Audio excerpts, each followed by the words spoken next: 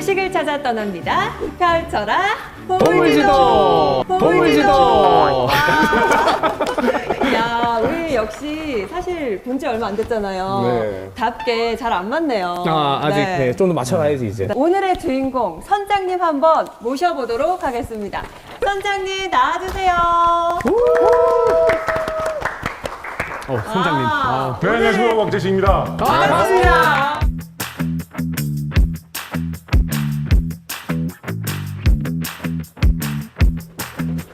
저는 어릴 때 네. 달 보면서 무슨 생각을 한 적이 있었냐면 네. 달이 저렇게 딱 떠 있잖아요. 그죠?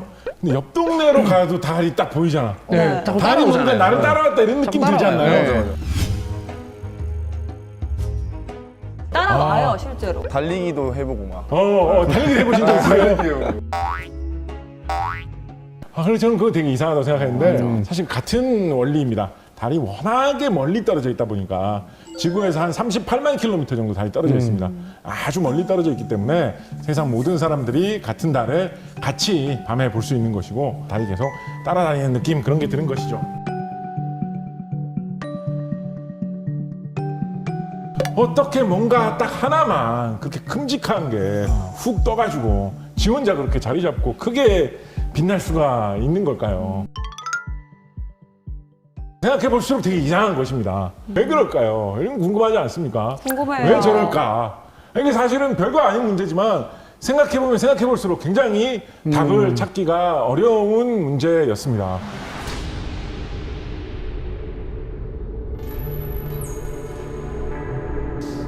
이론들 중에는 그런 이론들도 있었어요. 예를 들어서 달이 원래부터 저 자리에 이렇게 딱 있었던 게 아니고 사실은 지구, 화성, 뭐 수성, 금성 이런 것처럼 원래는 다른 행성이었다라는 거예요.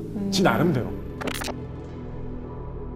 그런데 아주 먼 옛날에 우주를 이리저리 이렇게 돌아다니다가 어쩌지 하다 잘못해갖고 지구 근처에 온 거예요. 네.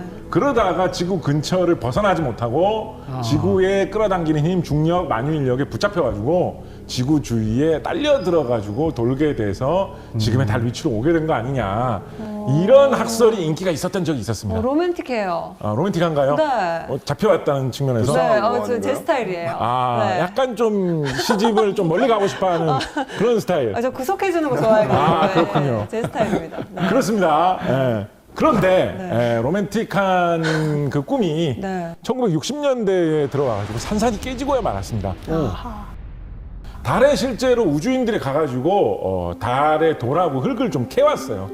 그래가지고 성분을 분석을 해보니까 어떤 희한한 일이 발생했겠습니까?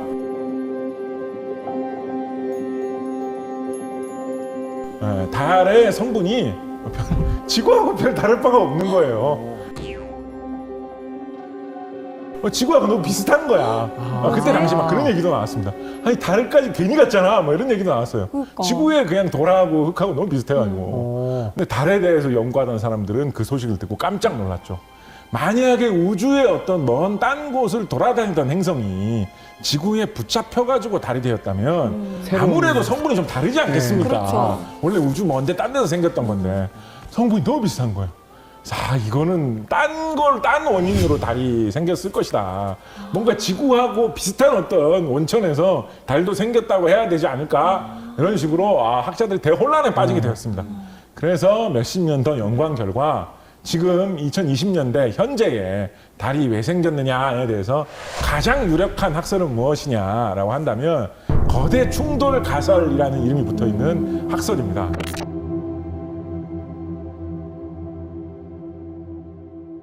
뭐냐? 지구의 쪼가리? 비슷해요. 오, 감 좋으신데요. 이게 사실 딴 데서 들어보신 거 아니에요, 이거? 네, 지금 상상했어요. 네. 맞아요. 비슷해요. 근데 이제 막 예를 들어서 지구가 배 아파 이러면서 웅 토했는데 그게 달이 돼요. 그런 거 아니고요. 그런 거 아니고요. 귀엽다. 네. 지금으로부터 한 40억 년에서 50억 년 전쯤에 어떤 커다란 딴 행성이 지구를 한번 들이받았다는 거예요. 세게. 그래서 그 들이받는 행성의 과학자들이 이름도 붙여놨습니다. 그리스 로마 신화의 신 이름을 따가지고 테이아라는 이름을 붙여놨는데 이 테이아라는 행성이 지구를 들이받았다는 거예요. 그래서 지구하고 이 테이아가 둘이 부딪히는 바람에 산산조각이 납니다. 산산조각이 나다 못해 거의 뭐 곤죽처럼 떡이 됩니다. 그래가지고 그게 다시 식어가지고 굳어가지고 지금은 지구가 됐는데 그때 그렇게 충돌하고 박살이 나고 굳는 과정에서 일부 파편은 떨어져 나갔다라는 거예요. 일부는 충격 때문에. 네. 그 떨어져 나간 파편이 지구 주위를 돌고 있는 게 달이다라는 것이죠. 그렇게 생각을 해보면 지구와 달의 성분이 비슷하다라는 게 설명이 되죠. 그래서 지금은 그게 달이 생긴 원인이다라고 보고 있습니다.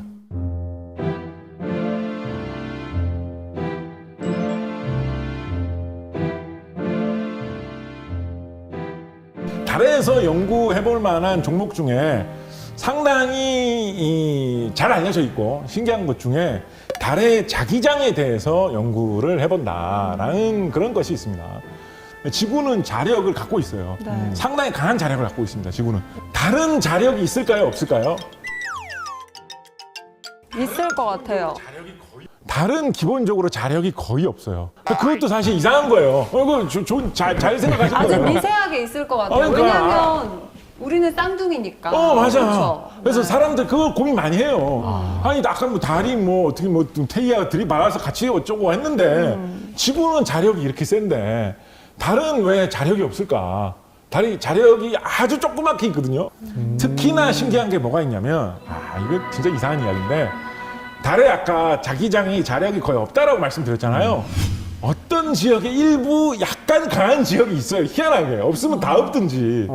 가끔 가다 보면 그것도 약간 희한하게 좀 소용돌이 모양 같은 걸로. 외계인이 산다. 거기 외계인이 있어요. 무슨 어떤 뭐 단체 뭐 이런 거 소설이신가요? 그건 아니지만 어떤 특정 부에 갑자기 자기장이 세진다는 거는 뭔가 있을 것 같은데요. 그래. 정말로 옛날 영화 같은 데 보면 그런 게 있어요. 다른 이상하게 자기장이 강한 게 있는 거야. 도대체 여기만 왜 자기장이 강한가? 과학자들 가서 그걸 막 파봅니다. 네. 파보면 외계인의 기계 장치가 있는 거예요. 기계 장치를 건드려 보면 외계인의 메시지가 나오는 거죠.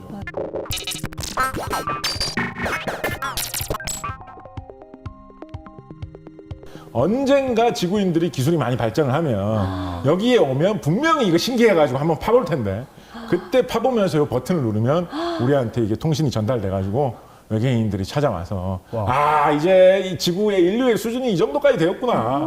달까지 찾아가지고 의사소통을 할 수준이 되었구나.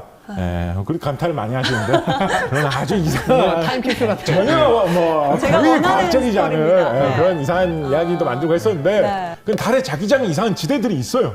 왜 그런지 몰라요. 수수께끼예요.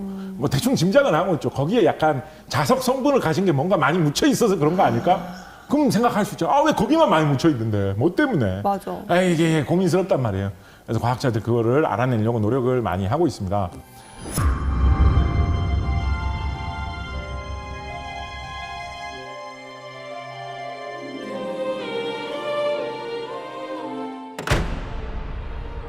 그래서 달 이런 거 우리가 왜 연구를 해야 되느냐? 달에 가가지고 우리가 뭘 그렇게 캐고 다니느냐?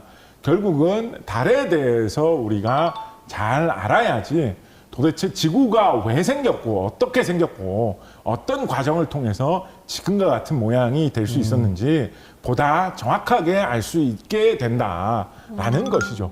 조선시대 뭐 이럴 때는 고려시대 이럴 때 화산이 폭발한다, 지진이 일어났다 뭐 이렇게 하면 뭐 그러려니 하고 그냥 넘어갔죠. 운명이죠. 신이 노하셨다. 하늘의 뜻이죠. 그거 어떻게 합니까? 맞아. 근데 현대의 과학이 발달한 시대는 그런 시대가 아니죠. 지진이 일어나면 지진이 왜 일어나는지, 얼마나 일어날 수 있는지, 어떻게 일어날 수 있는지, 언제 일어날지, 화산이 폭발하면 그 피해가 어느 정도는 되고 얼마나 자주 그런 피해가 있을지 최대한 과학적으로 연구를 해가지고 알아내고 뭐 어떻게 하라, 이렇게 해야지 안전하다, 이런 거를 얘기해 주기를 기대하는 시대입니다. 현재는 정확하게 깊이 있게 이해를 하려면 도대체 지구가 어떻게 해서 생겨났고 내부는 어떤 구조로 되어 있는지 잘 알아야 되는데, 그것을 이해하려면 근본적으로는 달까지 같이 생각을 하면서 이해를 해야 한다라는 것입니다.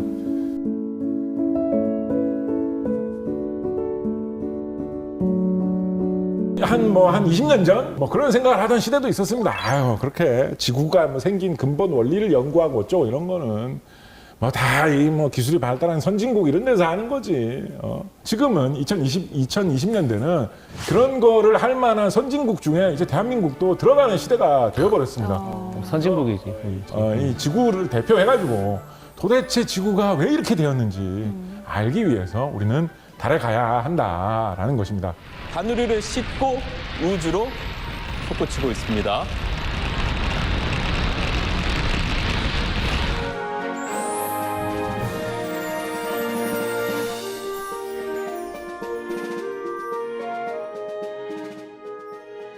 우리나라에 대한민국 최초로 보낸 달 탐사선 다누리호라는 달 탐사선이 지금 달에 도착해 있죠. 네. 달 상공 100km 정도 되는 위치에서 달을 돌아다니면서 달을 열심히 관찰하고 있습니다.